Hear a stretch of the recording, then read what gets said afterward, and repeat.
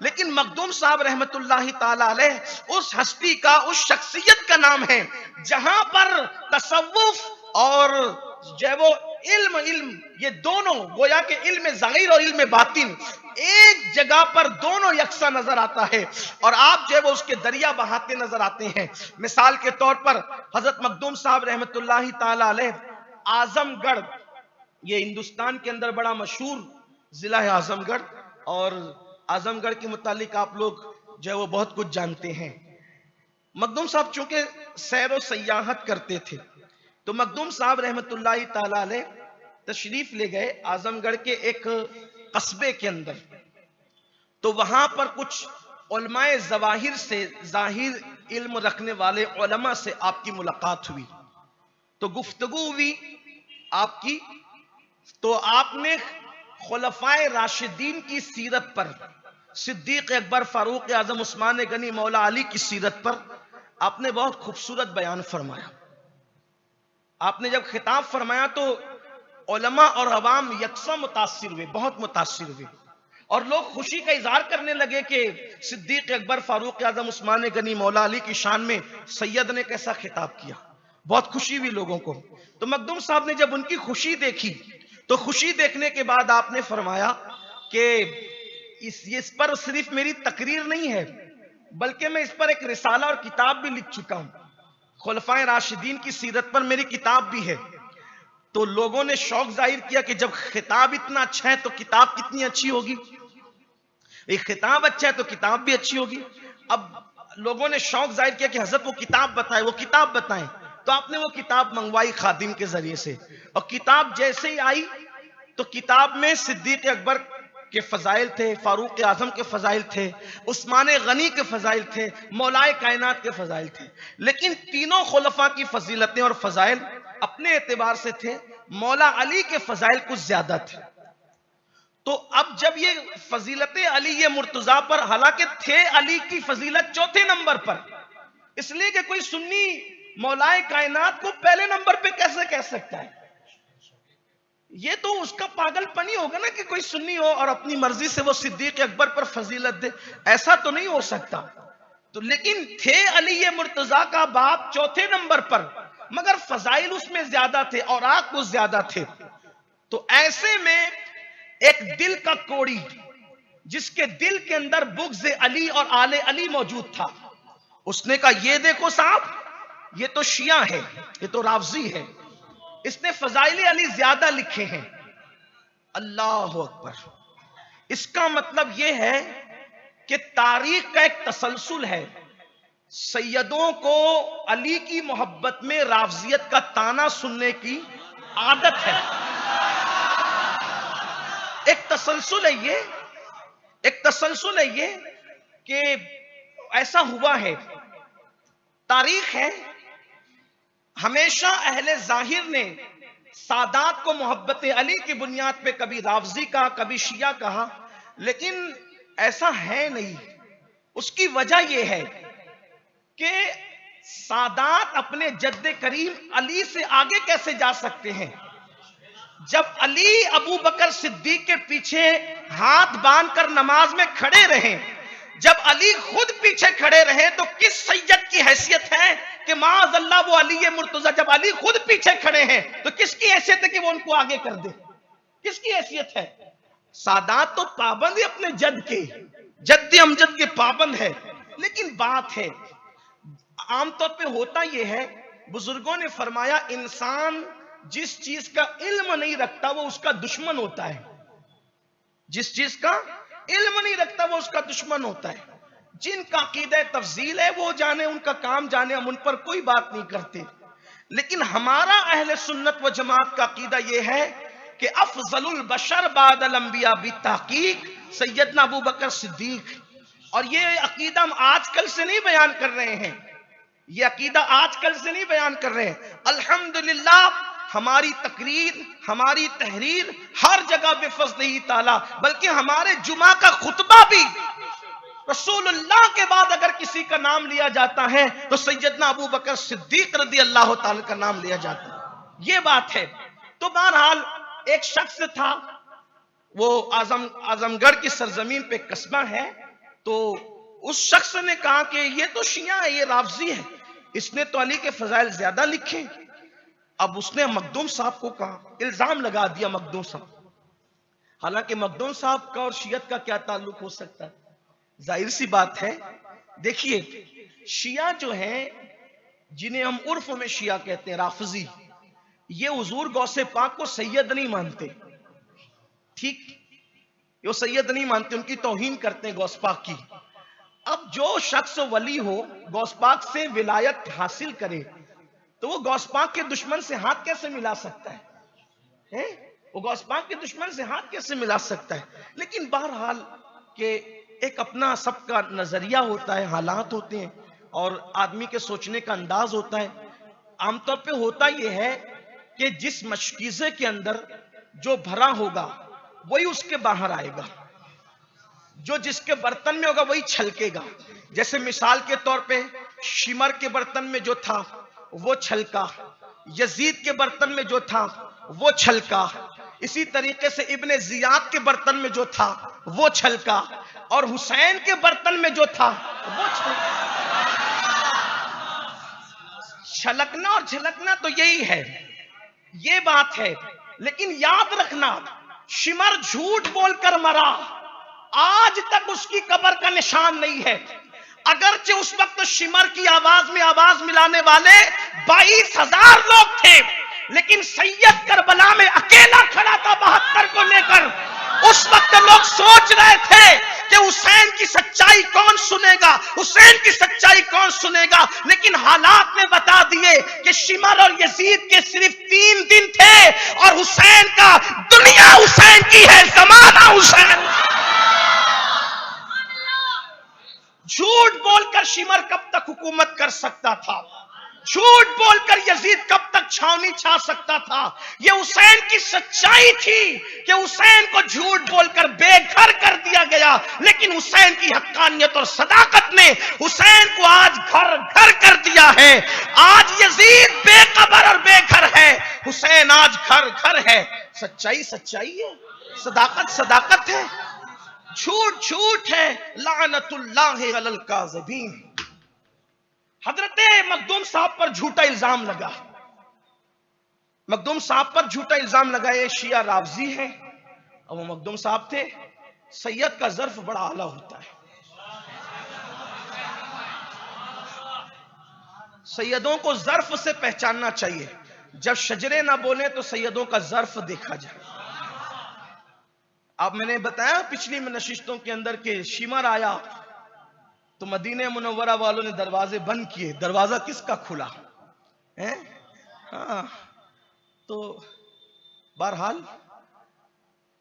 حضرت مخدوم صاحب رحمت اللہ علیہ تو سنی سے العقیدت، یار وہ علامت سنیت ہے، اب ان کو میں کیا سنی ثابت کروں؟ سنی سے العقیدت تو تھے ہی وہ۔ تو مخدوم صاحب رحمت اللہ علیہ نے اس وقت جب دیکھا کہ ایک آدمی، اچھا بات ایک آدمی اعتراض کر رہا تھا، تو جنہوں نے تقریر میں خوب تعریف کی تھی نا کہ بہت اچھی تقریر، بہت اچھی کتاب، دیکھ کر جب ایک نے جو وہ بات کی، اب وہ مسافر سید اور پورا ماحول ایک طرف، تو ان لوگوں نے بھی اسی کی ہم زبانی کرنی شروع کر دی۔ اب پھر فیصلہ ہوا کہ یہ سید جو اشرف سمنہ ہے، جب یہ جمعہ کے دن مسجد میں آئیں گے تو ہم ان پر فتویٰ لگائیں گے، ان پہ فتویٰ لگایا جائے گا شیعت اور رافضیت کا، جمعہ کے دن یہ آئیں۔ اب مخدوم صاحب کو اس کی اطلاع دی گئی، حضرت آپ جمعہ کے دن مسجد میں جائیں گے تو وہ سب پلان بنا چکے ہیں فتویٰ لگانے کا، فتویٰ لگانے کا انہوں نے پلان بنایا۔ مخدوم صاحب نے کہا ٹھیک ہے میاں، جمعہ آنے دو پھر دیکھیں گے۔ مخدوم صاحب نے کہا جمعہ آنے دو دیکھیں گے۔ جمعہ کا دن آیا، اتنی بارش ہوئی، اتنی بارش ہوئی کہ مفتیوں کے گھر میں بھی پانی بھر گیا، کوئی جمعہ کے لیے مسجد نہیں جا سکا۔ میں کوئی بے ادبی نہیں کر رہا ہوں، میرے پاس یہ کتاب پڑھی ہوئی، اس میں سے میں پڑھ رہا ہوں، یہ کتاب ہے میرے پاس، میں کتاب آج کل ساتھ میں لاتا ہوں تاکہ آپ لوگ تو میری بات پہ یقین کرتے ہیں، جو دیوار کے پیچھے بیٹھ کے سنتے ہیں وہ یہ نہ کہیں کہ دیکھو اب اپنے پیر کی بات آئی تو بھی مبالغہ کر رہا ہے، ایسا نہیں کر رہا۔ جتنی مخدوم صاحب پہ کتابیں لکھی ہوئی ہے حالانکہ مجھے اللہ کی توفیق سے سب یاد ہے، یعنی مجھے میرے ذہن میں ہے، پھر بھی میں سامنے کتاب رکھتا ہوں، میرے رب کا بڑا کرم ہے، پھر بھی میں رکھ لیتا ہوں تاکہ جگہ پر بھی اگر کوئی پوچھے تو میں کبھی لو بھائی دیکھ لو، چلو تمہارا شوق بھی پورا کر لو۔ حالانکہ ایسی بات میں نہیں کرتا ہوں، لیکن آپ کو میں بتا رہا ہوں کہ آپ یہ نہیں سمجھے کہ جو ہے وہ ہم اپنی ایک بات آپ سے کہتا ہوں، ان علماء سے پوچھو پڑھنا آسان ہے گڑھنا مشکل ہے، تو ابھی ہم اتنے ذہین نہیں ہوئے کہ پڑھے بغیر گڑھ لیں گے، وہ بہت ذہین لوگ ہوتے ہیں جو گڑھ لیتے ہیں، ہمیں تو کیونکہ ہمیں فرصت ہی نہیں ہے گڑھنے کی، اس لیے ہمیں مشکل سے تھوڑا سا پڑھ لینا پڑتا ہے تاکہ آپ کو بتا دیں۔ بہرحال میں نے ایسی تفریح تباہ کے لیے کہہ دیا، آج میرے مخدوم کا عرس ہے، میری طبیعت بہت خوش ہے آج، بلکہ اگر میں جو ہے وہ یہ نعت کی محفل ہوتی تو میں رنگ بھی پڑتا کہ آج رنگ ہے ایما رنگ ہری، میرے اشرف کے گھر رنگ ہے، اس لیے کہ بڑی خیرات ہے، بڑی شفقتیں، بڑا کرم ہے اس چوکھٹ کا بڑا کرم۔ اگر اللہ زندگی میں موقع دے تو کم سے کم ایک بار مخدومی چوکھٹ پر حاضری ضرور لگانا، اس لیے کہ میرے مخدوم نے فرمایا، مخدوم سمنا فرماتے ہیں جو عقیدت کے ساتھ میری چوکھٹ پہ آئے گا اللہ اس کی بدبختی کا خاتمہ کر دے گا۔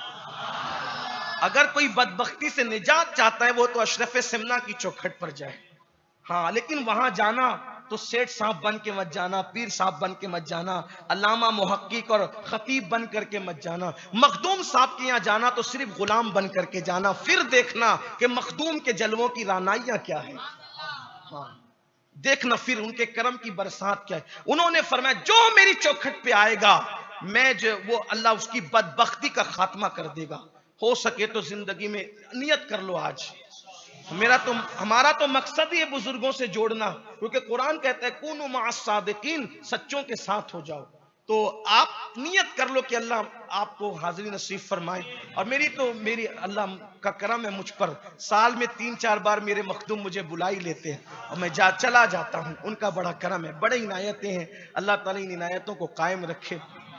اور مخدوم صاحب نے فرمایا بھئی جمعہ آنے دو، پھر جمعہ آیا تو پانی بھر گیا اور بیچارے جمعہ پڑھنے بھی نہیں جا سکے، جو فتویٰ لے کر کے چلے تھے کہ فتویٰ لگائیں گے وہ جمعہ بھی جو ہے وہ پڑھنے نہیں جا سکے، کہا تو پھر بات ہوئی بھئی جمعہ نہیں پڑھنے جا سکے، فتویٰ بھی نہیں لگا پائے اشرف پر، تو کہا کہ ٹھیک ہے آئندہ جمعہ پھر آئے گا، آئندہ جمعہ پھر جائیں گے۔ تو محققین لکھتے ہیں کہ دوسرا جمعہ آیا، پہلے جمعے میں تو چلو بارش ہو گئی اتفاق سے، دوسرا جمعہ آیا تو پھر کسی نے کہا حضور، اس لیے کہ مخدوم صاحب کے چاہنے والے بھی تھے نا تو ان کو فکر تھی کہ ہمارے مخدوم پہ کیا فتویٰ لگ جائے گا، ہاں تو ان کو فکر بھی تھی کہ کیا فتویٰ لگے گا۔ یاد رکھیے جو فتوے قانون اسلام اور شریعت اسلامیہ کے مطابق دیے جاتے ہیں ان فتووں کی اہمیت سر اور آنکھوں پر ہے، لیکن جو فتوے بچوں کا کھیل بن جاتے ہیں اور جن فتووں میں ایمان اور کفر لوگ اس کو اپنی طبیعت اور اپنی نفسانیت کے مطابق استعمال کرتے ہیں، پھر ایسے فتوے جوتے کی نوک پر رکھے جاتے ہیں۔ اس لیے کہ ہمارے لیے قرآن و سنت اور شریعت کے دلائل جو ہے نا وہ قابل قبول اور سر آنکھوں پر ہے۔ ہر کوئی راستہ چلتا ہوا اپنی نفسانیت کی بنیاد پہ کسی کو مومن کہہ دے، کسی کو کافر کہہ دے، کسی کو کچھ کہہ دے، ایسوں کا اعتبار نہیں ہے۔ ہم ان فتووں کا احترام کرتے ہیں جو حضور مفتی اعظم کی طرز پر دیے جاتے ہیں، ہم ان فتووں کی تعظیم کرتے ہیں جو مجاہد ملت اور حافظ ملت کے رنگ میں دیے جاتے ہیں، ہم ان فتووں کا احترام کرتے ہیں جو فضل خیرآبادی کے رنگ میں دیے جاتے ہیں۔ جو فتوے شوکانی اور ابن تیمیہ کے ذوق کے ساتھ دیے جائے، جو مشین گنیں چلائی جائے شرک اور کفر کی، ایسے فتووں کو ہم جوتوں کی نوک پر مارتے ہیں۔ اور یاد رکھنا کہ اسلام اور سنیت کی سند بغداد اور مدینے سے ملتی ہے،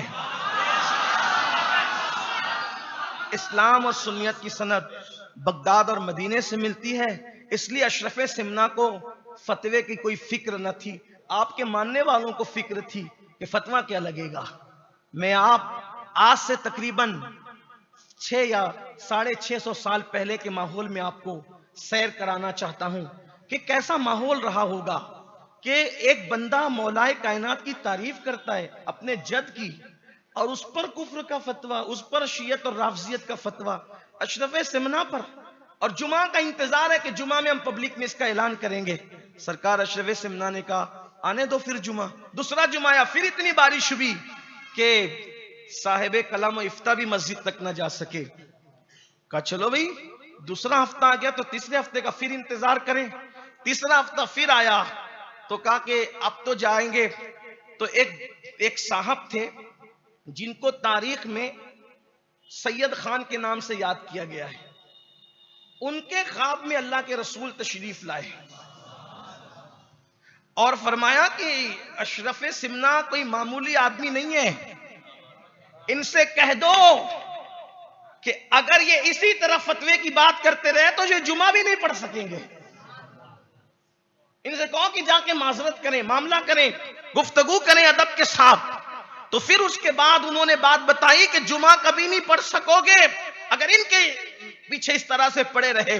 تو پھر ان کو احساس ہوا، انہوں نے احساس کیا، اور پھر مخدوم صاحب سے انہوں نے کہا کہ آپ نے علی مرتضیٰ کے فضائل زیادہ کیوں بیان کیے.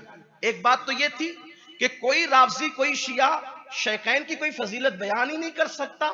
بھائی کوئی رافضی ہوگا شیعہ ہوگا تو وہ صدیق اکبر فاروق اعظم کی شان کیوں بیان کرے گا؟ تو لیکن جو صدیق اکبر فاروق اعظم عثمان غنی کی شان بیان کر رہا ہے پھر وہ شیعہ رافضی کیسے ہو سکتا ہے؟ تو پھر مولا کائنات نے ان کو بتایا کہ اگر یہ بات جو اعتراض تم مجھ پہ کر رہے ہو، اگر میں غیر سید ہوتا تو آپ کا اعتراض کچھ ٹھیک ہو سکتا تھا کہ ان کے لیے کم لکھا ان کے لیے زیادہ کیوں لکھا. سیدوں کو یہ چھوٹ تمہیں دینی چاہیے کیونکہ علی مرتضیٰ سیدوں کے باپ ہیں اور ہر آدمی اپنے باپ کی تعریف میں مبالغہ کرتا ہے. ارے جب تو اپنے باپ کی تعریف میں مبالغہ کرتا ہے، اگر کسی اشرف سمنا صحیح النسب سید نے مولا کائنات کے فضائل زیادہ بیان کر دیے ہیں تو اس میں تیرے لیے تکلیف کی کیا بات ہے؟ تیرے لیے کیا تکلیف کی بات ہے؟ تو آپ نے یہ جواب عنایت فرمایا. اللہ اکبر. ماننے والوں نے مانا، توبہ کرنے والوں نے توبہ کی، لیکن کچھ ایسے بھی تھے جو نہیں مانے. مخدوم صاحب سے انہوں نے معافی مانگی، مخدوم صاحب نے سب کے لیے جو ہے وہ دعا کی. لیکن کچھ ایسے تھے، مخدوم صاحب نے فرمایا تمہاری بدبختی کبھی ختم نہیں ہو سکتی اور تم بڑی مصیبت میں گرفتار کیے جاؤ گے. فتوے بازو، مخدوم صاحب نے فرمایا تم بڑی مصیبت میں گرفتار کیے جاؤ گے. اور یہ مخدوم صاحب کی بد دعا کا اثر تھا کہ اللہ تعالیٰ نے ان کو بڑی مصیبت میں گرفتار فرمایا. یہ مخدوم صاحب کا ہوا علم ظاہری کے اعتبار سے مقام میں نے آپ کے سامنے پیش کیا.